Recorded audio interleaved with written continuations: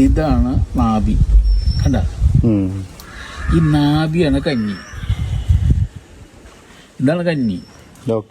അപ്പൊ ഇതിന്ന് കീഴ്പട്ടികയല്ലേ ഊരൊക്കെ ഇവിടെ. ഇത് നാഭി. ഇത് ആ നാഭിന്ന് താഴെയല്ലേ നമ്മുടെ എല്ലാവരും കക്കൂസും കുളിറുമ്പോ. അപ്പൊ കക്കൂസും കുളിറുമ്പോ ഇവിടെ വന്നാൽ കുഴപ്പമില്ല.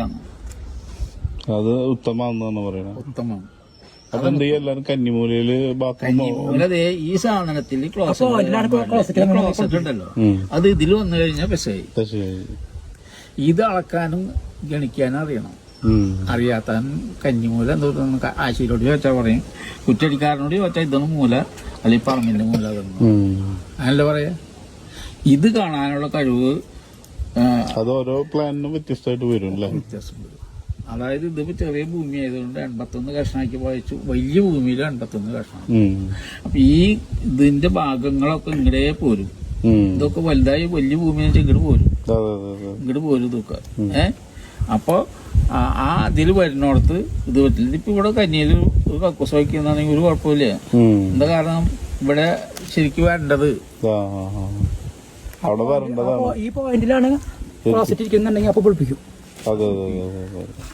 ഇതാണ് കന്നിയുടെ സ്വഭാവം. അപ്പൊ ഇയാൾക്ക് എടുക്കുന്ന ഭാഗമാണത്. ഈ ഭാഗത്ത് മുഖഭാഗം കക്കൂസ പാടില്ല. ഈ ഭാഗത്ത് കക്കൂസ വെച്ചാൽ വിവരം അറിയും. പാടില്ല. അവിടെ 3 ഭാഗത്ത് എവിടെ വേണേലും വെച്ചു. അവിടെ കഞ്ഞി. പിന്നെ അവരുടെ വെള്ളമൊക്കെ നോക്കണം.